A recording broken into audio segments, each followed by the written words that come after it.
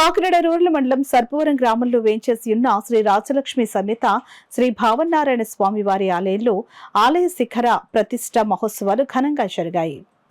భక్తులు విశేష సంఖ్యలో పాల్గొన్నారు. శిఖరంపై బూరెలు వేసిన అనంతరం మహిళలు వాటిని అందుకున్నారు. స్వామివారి మూలవర్లకు స్నాపన, తిరుమంజసం, పంచామృతాభిషేకం, యజ్ఞహోమ కార్యక్రమంలో భాగంగా పూర్ణాహుతి కార్యక్రమాన్ని నిర్వహించారు. సర్పవరం గ్రామ నాయకులు పుల్ల శ్రీరాములు దంపతులు ప్రత్యేక పూజలు నిర్వహించారు. ఆలయ అర్చకులు మాట్లాడుతూ గ్రామ నాయకులు పుల్ల శ్రీరాములు, కోరమండల్ సిబ్బంది, భక్తులు, దాతలు సహాయ సహకారాలతో ఈ శిఖర ప్రతిష్ట మహోత్సవం ఎంతో ఘనంగా జరిగిందని అన్నారు. ఆలయ కార్యనిర్వహణాధికారి మాచిరాజు లక్ష్మీనారాయణ మాట్లాడుతూ వచ్చిన భక్తులకు ఎటువంటి అసౌకర్యం కలగకుండా అన్ని ఏర్పాట్లు చేశామని అన్నారు.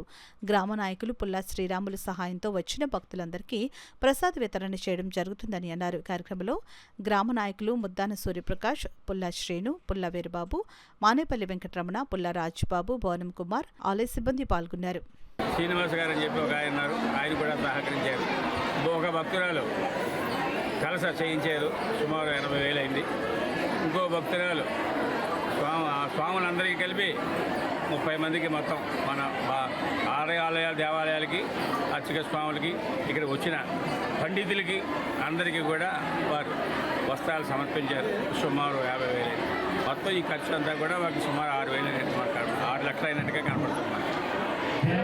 వచ్చింది 4,50,000. మిగతా కూడా కాస్త ఏదో వారు కొంతమంది ఇస్తా ఉన్నారు. దానివల్ల అదే కాస్త నెమ్మదిగా సహకరించి వాళ్ళందరికీ ఇచ్చేస్తాము. జై శ్రీ భావనారాయణ. అష్టోదరంలోకేమ క్షేత్రాయనార్థ దేశాంతర్పుర క్షేత్రే మాత్రాది అధికం బలం భావనారాయణ శ్రీమాన్ ఔరుడవదగేశ్వర. దీని యొక్క అర్థం ఏమిటంటే 108 నారాయణ క్షేత్రాలు దర్శించుకొస్తే ఈ స్వామివారిని ఒక్కరోజుని ఆదివారం ఒక్కరోజు స్వామి దర్శనం చేసుకుంటే ఆ 108 క్షేత్రాల ఫలితం కన్నా ఆవగింజంత ఫలితం ఎక్కువ దొరుకుతుందని చెప్పి ఈ శ్లోకంలో అర్థం. మా భక్తులందరి సహకారంతో, సాయి సహకారాలతో ఈ స్వామివారి యొక్క మెయిన్ టెంపుల్లోని దెబ్బతిన్నది. దాన్ని పునఃప్రతిష్ఠించడం జరిగింది. గత 3 రోజులుగా 18, 19, 20 ఈ 3 రోజుల నుంచి కూడా స్వామివారి యొక్క ప్రాంగణంలో సాంస్కృతికంగా అర్చకుల చేత ఈ జరగడం జరిగింది. పండితుల చేత అభ్యర్థం ఇవన్నీ చేయడం జరిగింది. తదనంతరం ఈ రోజున స్వామివారి ప్రతిష్ఠ కలశిఖరం చేయడం జరిగింది.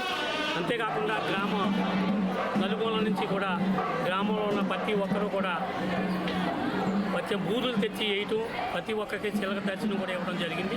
ఈరోజు మా అందరికీ కూడా మా గత ఎప్పుడో పెట్టినట్టు శిలనే ఈరోజు మాలాంటి వారికి కూడా ఈ శిల ప్రతిష్ఠ చేయటం మా పూర్వసేన భావిస్తున్నాం.